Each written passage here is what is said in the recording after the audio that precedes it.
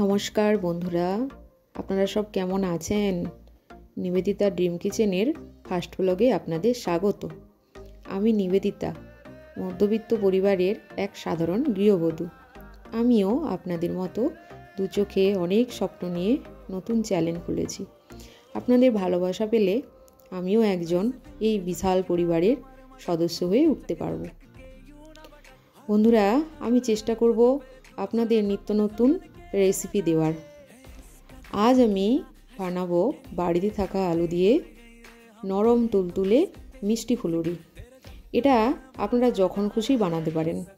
যখনই আপনাদের ফুলুরি খাওয়ার ইচ্ছে হবে তখনই বাড়িতে থাকা আলু দিয়ে আপনারা এটা সহজেই বানিয়ে নিতে পারেন।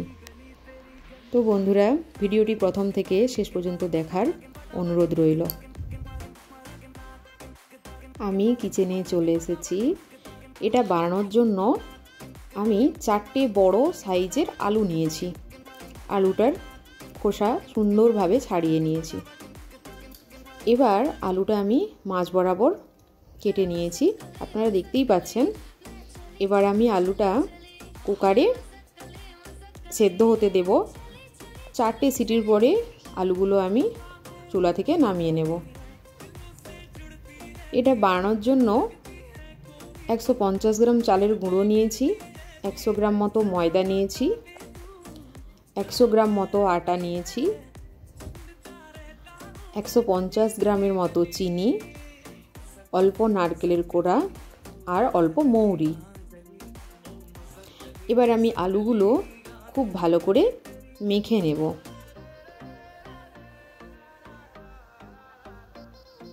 আলুটা খুব সুন্দরভাবে মাখা হয়ে গেছে। এবার এর মধ্যে সমস্ত উপকরণগুলো দিয়ে খুব ভালো করে মিক্সড করে নেব এবং খুব ভালোভাবে এটা ফেটিয়ে নেব, যাতে এটা খেতে খুবই ভালো হয় আর নরম তুলতুলে হয়। আমি এটা ততক্ষণই ফেটিয়ে নেব যতক্ষণ না পর্যন্ত খুব সহজেই হাত থেকে ছেড়ে না যায়। হাত থেকে খুব সহজেই ছেড়ে গেলে বুঝবেন যে এটা খুব ভালো মতো ফেটানো হয়ে গেছে। আপনারা দেখতেই পাচ্ছেন যে আমি খুব সুন্দরভাবে এটা ফেটিয়ে নিচ্ছি। এবার আমি এর মধ্যে দিয়ে দেব নারকেলের কোড়া আর দিয়ে দেবো মৌরি। এটা আবার ওর মধ্যে ভালোভাবে মিক্সড করে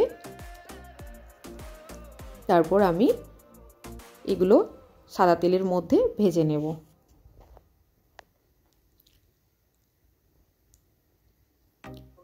কড়াইতে তেল গরম হয়ে গেছে। এবার এর মধ্যে আমি ছোট ছোট বড়ার আকারে ফুলুরিগুলো তেলের মধ্যে দিয়ে দেবো।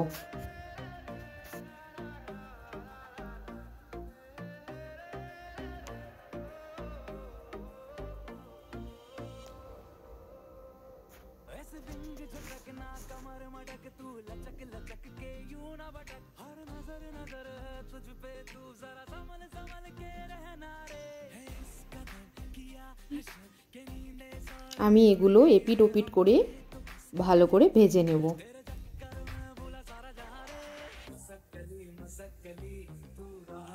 ফুলুরিগুলো ভাজা হয়ে গেছে। এবার আমি সবগুলো একে একে এইভাবে ভেজে পরিবেশন করব। প্লিজ বন্ধুরা, যদি ভিডিওটি ভালো লেগে থাকে আপনারা একটা লাইক দেবেন আর আমার নিবেদিতা ড্রিম কিচেনের চ্যানেলটিকে সাবস্ক্রাইব করে দেবেন। আমি চ্যানেলে নতুন, তাই আপনাদেরকে অনুরোধ করে বলছি, প্লিজ সবাই আপনারা আমার পাশে থাকবেন। আপনারা সবাই সুস্থ থাকুন, ভালো থাকুন।